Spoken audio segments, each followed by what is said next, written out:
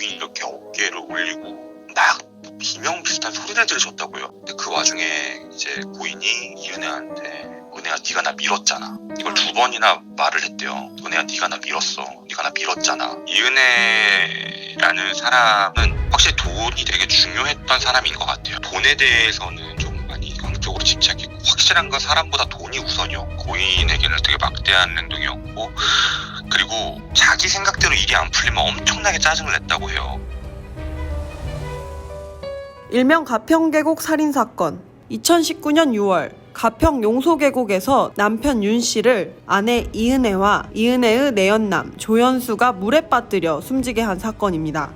당시에는 사고사였죠. 가평계곡 관할이었던 가평서에서는 부검 결과까지 확인하고 사고 익사로 처리를 하고 나서 그 이후에 뭔가 좀 정황들이 이상하다는 점들이 포착이 되고 보험사 입장에서는 보험을 지급하는 부분에 있어서 의심이 간다라는 걸 캐치를 했던 것 같아요. 왜냐면 보험실료라고 해서 보험료를 납부하지 않은 상태로 지속되다가 보험실료가 되기 4시간 전에 이제 고인이 돌아가시는 사고가 발생하다 보니 이거를 다시 재수사 요청을 일산서에다가 하게 됐고 그게 이제 재수사가 들어가면서 사인 자체가 이은혜가 진술한 부분하고 맞지 않는다는 점, 뭐 예를 들면 포말이라는 게 검출이 됐다는 게 물 밖으로 수면 위아래로 왔다 갔다 해서 이제 속된 얘기로 이제 허우적거렸다라는 증거인데 이은혜는 그런 걸 보지 못했다 으로 걸어 나온 거라고 생각을 해서 그냥 아무 생각 없이 뒤돌아 있었다. 근데 없길래 그 뒤에 신고를 한 것이다 라고 얘기를 했던 부분도 맞지가 않는 부분이었고 이 사건에 앞서 이은혜와 조연수는 낚시터에서도 윤 씨를 살해하려 했는데요.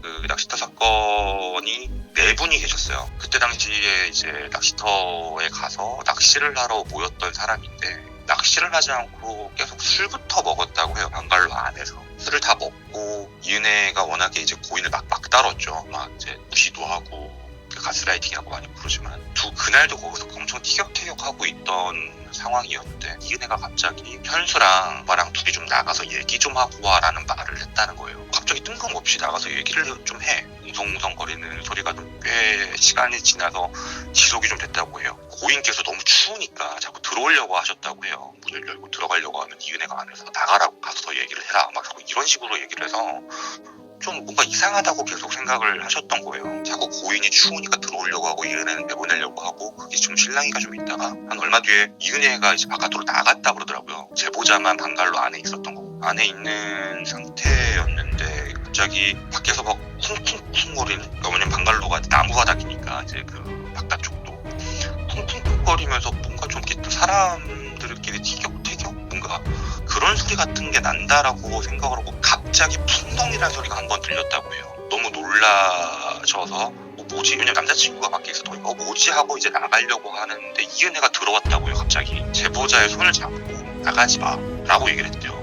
앞에 나무판대가 있고 이제 바로 앞이 그 물이잖아요. 나무 거기 이제 발판 같은 데를 고인이 이렇게 어깨를 올리고 막 비명 비슷한 소리를 들으셨다고요. 깍깍거리면서. 그 뒤에 남자친구인 조연수가 고인의 어깨를 잡고 있는 모습을 보신 거예요. 조연수 표정도 뭔가 넋놓은 사람처럼 같은 표정이었고 그래서 처음에는 고인을 끌어올리려고 했는데 고인이 막 비명을 지르면서 막 힘을 너무 주고 있어도 못 끌어올려서 일단 조연수한테 오빠는 수영할 줄 아니까 빨리 일단 올라와 가서 같이 이제 올리자고.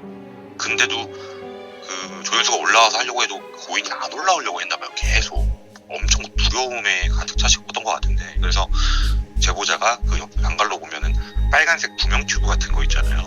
그거를 주니까 그제서야 그걸 잡고 올라오셨다고 하더라고요. 그렇게 해서 방 이제 안으로 전부 이제 들어온 거죠. 4명이. 근데 그 와중에 이제 고인이 이은혜한테 은혜야 네가 나 밀었잖아. 이걸 2번이나 말을 했대요. 은혜야 네가 나 밀었어. 네가 나 밀었잖아. 이은혜는 평소 어떤 사람이었을까요?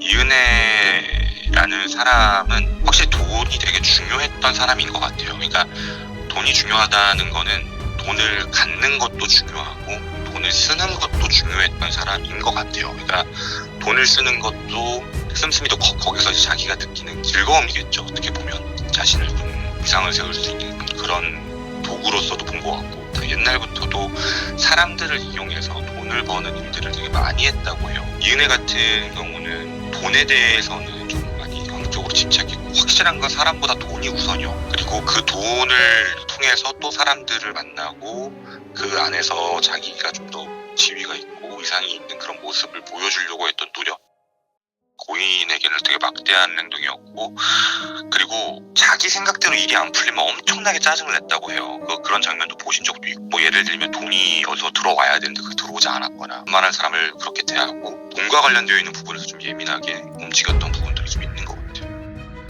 이와 더불어 이은혜의 과거 연인들이 모두 의문사했다는 의혹도 제기되었습니다.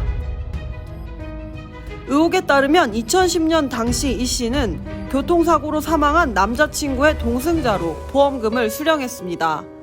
2014년에는 또 다른 남자친구가 파타야에서 스노클링을 하던 중 의문사를 당했습니다. 그리고 2019년 가평 계곡 살인사건이 나온 것입니다.